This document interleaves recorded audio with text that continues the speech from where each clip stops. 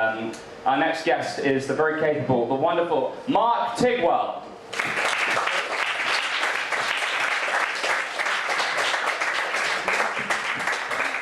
Evening everyone. Everyone okay? Yes. I've had a funny week this week. I got called into my son's school. They wanted to see me, an instance of bullying, they said. So I went down there. First mistake I made, I went down there at lunchtime. They're all out in the playground. There was 7, 8-year-olds, loads of them, all under the supervision of one lone volunteer parent. Didn't take long. Mister, you a real giant? Are you another one? Oh, you come and take us away, you big scary giant, you come and take us away. Another one, are you Hagrid's friend? This is the volunteer parent now, are you Hagrid's friend? Alright, play along, alright, yeah, ooh, scary giant. In unison, they all start chanting, kill the giant, kill the giant! Looking for stones. I thought, reason with them. 6'6", is not medically giant, pointless conversation, got hit in the face by a petit filou from one of the lunch boxes. I ran. I'll be honest, I'm not a huge fan of children. Despite that, I've actually got 4 of my own, 4 kids. It's a lot of children, 4. Is it too many though? Yes. It's at least a couple more than anyone needs. There is surplus stock there, that's certainly the case. Well, I've got a friend, he says not. He says no, Mark, he says no, perfectly normal amount. He's a vet.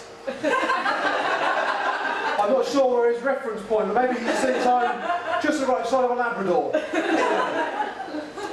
People say, why so many? Why so many? And I'll tell you why so many. I'll be honest, myself and my wife, we had our first long before we were married, and we were probably a little bit too young. And a few people noticed, and they said, oh, yeah, that's a mistake, isn't it? That wasn't meant to happen. That's taken every opportunity that was ever in front of you and destroyed it completely. That's ruined your life and everyone around you. You pathetic loser. To be honest, my mum was just really annoyed about being a granny. She didn't like being granny. And we thought, I know what we'll do, but here's an analogy. You know when you're in the street and you trip, and you thought, oh, I'll pretend I'm just jogging a little bit. You haven't really tripped. We thought, let's have another, quickly. And then people will think, hang on, the first one wasn't some sad statistic, it was the commencement of a lovely family unit. So we had another. And a few people weren't convinced, so we thought, number 3, who's laughing now? Okay? Just to make sure, 4, alright? Nobody would accidentally have 4 children. It's not quite like the analogy though, unless in the analogy, when you stumbled in the street, you started sprinting like a lunatic, maintained that sprint for 15 years until you were completely emotionally exhausted while spending all your money at Asda on children who live in your house, eat your food and draw on the walls. That would be a closer analogy. Anyway, so that's why I have the kids. Back to the school. I got in to see the headmaster, escaped the children, covered in by now yoghurt and Ribena from their assault. The first thing the guy says is, I bet they thought you were a giant. I said, well, they did. But is that normal? Because that's a vivid imagination. He said, not normal. He said, but we did have a problem last year. New computer studies teacher, Mr. O'Leary, little Irish fella, they kept asking him where he kept his gold. I said, well, he got off lightly compared to me then, didn't he? He said, well, not really. He wouldn't tell him where he kept his gold. And then he found a couple of the boys using Google, seeing whether you could waterboard a leprechaun. And it unsettled him.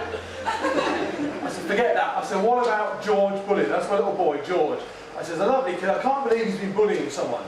He said, no. He said, you got the right end of the stick. He said, he's being bullied by a notorious bully. This kid's horrible. He's bullied everybody in his class. He's a real problem. Violent little child. We're the first to admit it. He's now bullied George. And George has thrown him through a window. I was livid, absolutely livid. I said, if I'd known it was an award ceremony, I'd brought my camera. They said, no, we're not rewarding George. This is a problem. They said, we think it's being made worse because you let George watch films that are inappropriate for his age. Now, I'm the first to admit, he's watched the odd 80s action epic, I'll give you that. And as a dad, that's great. You've got the films that you grew up with, it's lovely to share with your kids, that's good. I said, look, maybe he's seen the odd film. Maybe. I said, maybe he's seen the odd film that perhaps is a bit older than he should be, but you can't link that to what's gone on here. I said, in fact, did he even do it? Has he admitted it? He said, no. He said, George denies it completely. Blames someone else. I said, right, we'll stop right there. Talking to me about him watching the odd film might not have even been him. Films might have nothing to do with it whatsoever. Who did George say did it? He said the Terminator. I'm not going to win that argument. I said, okay, maybe he did do it. I said, but you're making a leap from him watching a film to acting violently. Give these kids some credit, surely. At this point, he reached in the drawer, and he pulled out DVD, Lethal Weapon, on Blu-ray. And he put it on the table. He said, we found this in George's school bag. Apparently George has seen it. You let him see it, and he's brought it in to show one of his friends. He said, Mr. Tidwell, Lethal Weapon, 18 rated. Explain that to me. I said, I'm surprised I need to, but okay, Martin Riggs is a cop. Wasn't what he meant. Not at all. I said, let's cut to the chase. I said, okay. I said, look, he's watched the film, I'll give you that. But he's come into school and you're saying he's acted violently. He said it wasn't just an act of violence, he said there was profanity used at the same time. I said, well, to be fair, the kids swear in the playground. I've experienced that already today. He said, not like this. He started to write down what was said because, quite frankly, it's too disgusting for me to repeat, and he started to write it. I said, look, you write what you like. I said, you're not going to write anything down there that convinces me that George has watched Lethal Weapon, he's come into school, he's thrown a kid through a window, and he's perhaps sworn at him, and this is all somehow linked together. And he passed me a piece of paper, and I said, I'm right, you're wrong. Yippee-ki-yay, motherfuckers, from Die Hard.